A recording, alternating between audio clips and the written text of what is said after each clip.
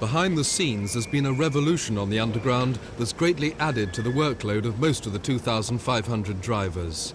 Guards who open and shut the doors, an institution since the Underground began, are being removed, leaving the drivers in sole charge of the train.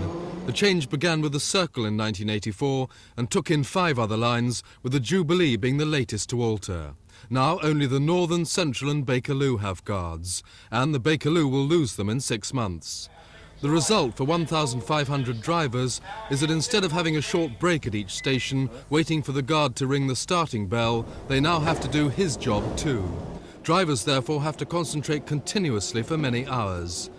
This is one of the shifts at Upminster on the District Line. Report at 4:50 a.m, go from Upminster to Richmond, return from Richmond to Upminster, Upminster to Earls Court, take a 30-minute meal break, then Earls Court to Richmond, Richmond to Upminster, Upminster to Barking, Barking back to Upminster. That's 8 hours, most of it driving. When they're not driving, they're opening and shutting doors. And when they reach the end of the line, it can be as little as 4 minutes before they set off back again. As today's well-supported strike shows, most drivers are fed up with this. They can also be sacked for talking to the media, hence this disguised shot. Well, as a driver or operator, you're in the front line, you're transporting in the middle of rush hour, could be 400 people plus per train, per trip. You have to deal with all the problems that entails: violence, sickness, graffiti, mechanical problems, fire, you name it, we have to deal with it. And we think we're grossly underpaid for example, an early shift. I might have to get up 4:30 in the morning. I have to go through all this responsibility. I take home pay £150. Now, to me, I think that's underpaid.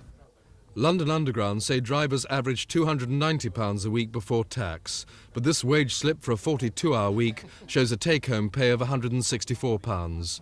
The strike has been brought to a head by a wage increase recently given to Northern Line drivers. Because these drivers work with guards, they had lower pay than other lines. As a result, drivers left the Northern to work on better paid routes. The public suffered with cancelled trains. To solve the Misery Line problem, the Underground's new chief, Dennis Tunnicliffe, gave Northern Line drivers the same pay as drivers who work without guards. It ended the Northern Line recruitment problem. It alienated other drivers.